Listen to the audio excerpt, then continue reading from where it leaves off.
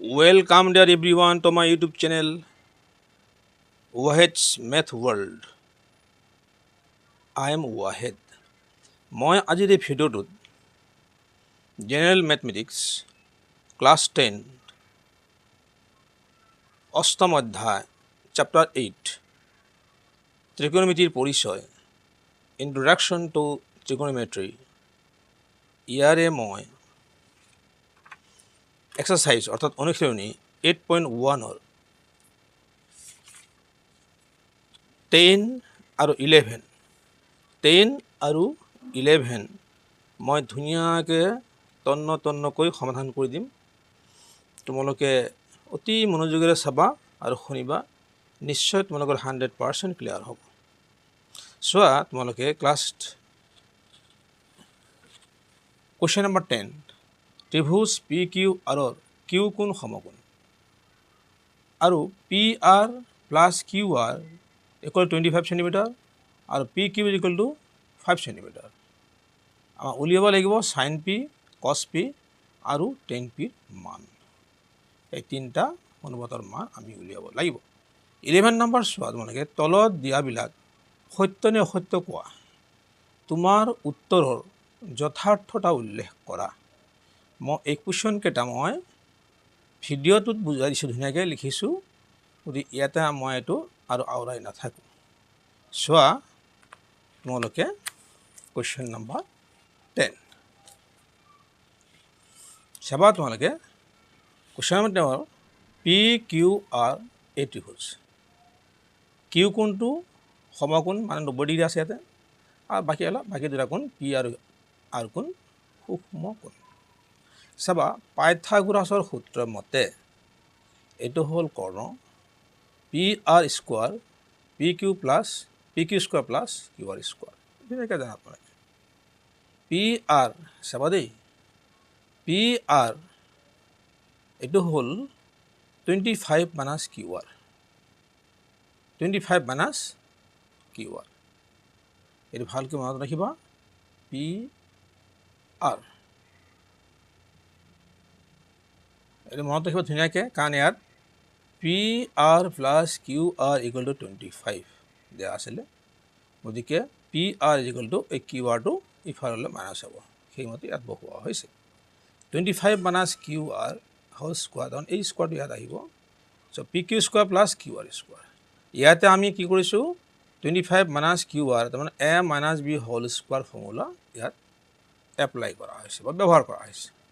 চাবা তোমালোকে এ square minus 2ab, 2a এইটো আমি এ ধৰিছোঁ, বি ধৰিছোঁ, 2ab প্লাছ বি স্কোৱাৰ তাৰমানে কিউ আৰ স্কোৱাৰ। আৰু ইয়াতে কি P Q square plus Q R স্কোৱাৰটো আছেই। এতিয়া এই কিউ আৰ আৰু কিউ আৰ দুইফালে আছে নহয়, এইটোক আমি বাদ দিব পাৰোঁ, কাটিব পাৰোঁ বা বাদ দিব পাৰোঁ। বাদ দিলোঁ, থাকিলে আমাৰ কি 25 স্কোৱাৰ মানে 625। এইটো মনত ৰাখিবা তোমালোকে, এইটো মই ধুনীয়াকৈ বুজাইছিলোঁ আগৰ ভিডিঅ'বিলাকত যে 25 স্কোৱাৰ মানে 5 5 গুণ 25 ডাইৰেক্ট 25 হ'ব, আৰু ইয়াৰ লগত আমি কি কৰিম, 2ৰ লগত 3 এটা যোগ কৰিম, 1 এটা যোগ কৰিম, 3 হ'ব, 3 আৰু 8 2 পূৰণ কৰিলে 6 হ'ব, গতিকে 625। 5 5 গুণ 25 আৰু ইয়াৰ লগত এটা 1 যোগ কৰিলে 3 হ'ব, 3 আৰু 8 পূৰণ কৰিলে 3 গুণ 6, ধুনীয়াকৈ হৈ গ'ল। এতিয়া আমি 225 পূৰণ কৰিলে 50 হ'ব, 50 কিউ। ইয়াত কি থাকিল আমাৰ পি কিউ হ'ল। এতিয়া আমি চাম এই 625টো ইফালে দিলে কি হ'ব, মাইনাছ হ'ব, মাইনাছ 50 কিউ আৰ এইটো থাকিল, আৰু এই 25টো পি কিউ মানে 25, পি কিউ দিয়া আছে 5, স্কোৱাৰ হ'লে কি হ'ব 25। 25 মাইনাছ 625 কৰিলে আমাৰ কি হ'ব, দুটা চিন বেলেগ বেলেগ হ'লে আমি বি কৰিবলগীয়া হয়। 625 পৰা 25 গ'লে থাকিব 600, ডাঙৰটোত কি চিন আছে, মাইনাছ আছে, থাকি গ'ল। এই মাইনাছটো কি হয়, নোহোৱা হয়, এই তোমালোকে জানা। এতিয়া কিউ আৰ আৰু এই 50 ইয়াত কি হৈছে, পূৰণ হৈ আছে, কিউ আৰ লগত পূৰণ হৈ ইফালে গৈ হৰণ হ'ল। হৰণ হ'লে এই 0 0 আমি কাটি দিব পাৰোঁ, ওপৰত 60 থাকিল, তলত থাকিল 5, 5ৰে 60 কাটিলে 12 হয়, 5 12 60, গতিকে 12 হ'ব চেণ্টিমিটাৰ। গতিকে আমি কিউ আৰ পাই গ'লোঁ এইয়া কিউ আৰ পাই গ'লোঁ 12 চেণ্টিমিটাৰ কিন্তু আমাক ইয়াক দুটা মিলি এই দুটা মিলি কি আছে 25 আমি যেহেতু কিউ আৰ পাই গ'লোঁ 12 এই 12টো আমি ফেলে গ'ল 25 মাইনাছ 12 ইকুৱেল টু 13 গতিকে পি আৰ ইকুৱেল টু কি হৈ গ'ল 13 হৈ গ'ল গতিকে আমি তিনিওটা বাহু আমি পাই গ'লোঁ এতিয়া আমি চাম আমাক ওলাব দিছে sign P cos P ten P এতিয়া চাবা সাইন পি ইয়াতে দিছে চলকক ভুক্তে লেভু এই ফৰ্মুলাটো তোমালোকে ব্যৱহাৰ কৰিবা মনত থাকিলেতো ধুনীয়া কথা সাইন পি হ'ল এই কোণটোৰ লগত ভূমি থাকে এইটো লম্ব হ'ব যিটো কোণ আমি উলিয়াম সেই কোণটোৰ লগত ভূমি থাকে সেই ভূমি হ'ল এইটো লম্ব হ'ল এইটো চাবা চল ক তাৰপৰা সাইন থিতা ল আৰু ক ল মানে লম্ব ক মানে কৰ্ণ লম্ব বাই কৰ্ণ লম্ব কোনটো আছে আমাৰ কিউ আৰ আৰু কৰ্ণ কি আছে পি আৰ গতিকে 12/13 থাকিল এতিয়া কছ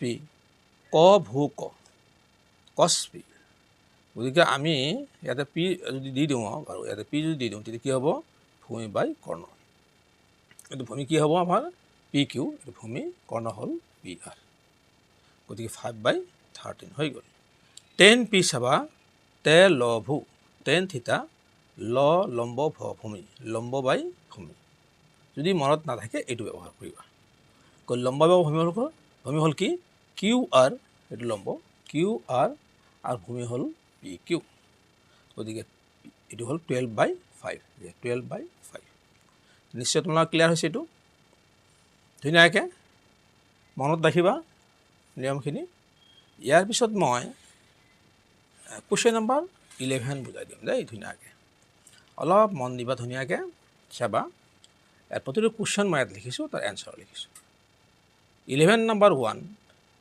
10 এৰ মান সদায় 1তকৈ সৰু এইটো অসত্য কিয় হ'ব 10 এ মানে কি হ'ব 10 মানে কি ইয়াতো তোমালোকে চাইছিলা যে 10 হ'ল কি লম্ব বাই ভূমি এই লম্বটো ভূমিতকৈ ডাঙৰ হ'ব পাৰে গতিকে লম্ব ভূমিতকৈ ডাঙৰ হ'ব পাৰে যাৰ কাৰণে যদি লম্ব যদি ভূমিতকৈ ডাঙৰ হয় মানটো 10 এৰ মান 1তকৈ বেছি হ'ব গতিকে অসত্য লম্ব হ'বও পাৰে এতিয়া এ কোণৰ কোনো মানৰ বাবে check A is equal to 12/5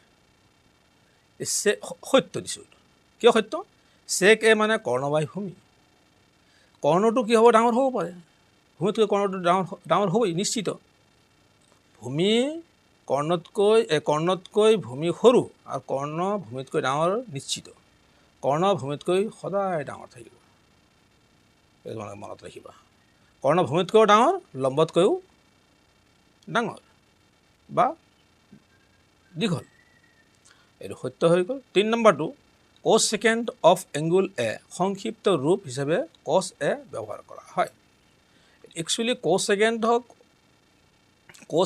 কছ নহয় কোচাইনৰহে সংক্ষিপ্ত ৰূপ হয় কছ এ একচুৱেলি কছেক এ কছ ছেকেণ্ডৰ সংক্ষিপ্ত ৰূপ হ'ল কি কছেক এ সেইকাৰণে অসত্য হৈ গ'ল চাবা তোমালোকে 4 নম্বৰ কুৱেশ্যনটো কট আৰু এৰ পূৰণফল হ'ল কট আৰু এৰ পূৰণফল কট এ অসম্ভৱ সত্য হ'বই নোৱাৰে অসত্য পূৰণফল নহ'ব কট টেঞ্জেণ্ট অফ এংগুল এৰ সংক্ষিপ্ত ৰূপ হ'ল কট এ এইটো সংক্ষিপ্ত ৰূপহে এটা পূৰণফল নহয় কট টেঞ্জেণ্ট মানে কট অফ এংগুল এ এই এনেকুৱা ইয়াৰ সংক্ষিপ্ত ৰূপ হ'ল কট এ পূৰণফল কিন্তু নহয় চাবা এইটো অসত্য ওলাই গ'ল 5 নম্বৰ চাবা তোমালোকে কোনো এটা কোণ থিতাৰ বাবে sine theta equal to 4/3 sine মানে কি লম্ব বাই কৰ্ণ তোমালোকে জানা লম্ব বাই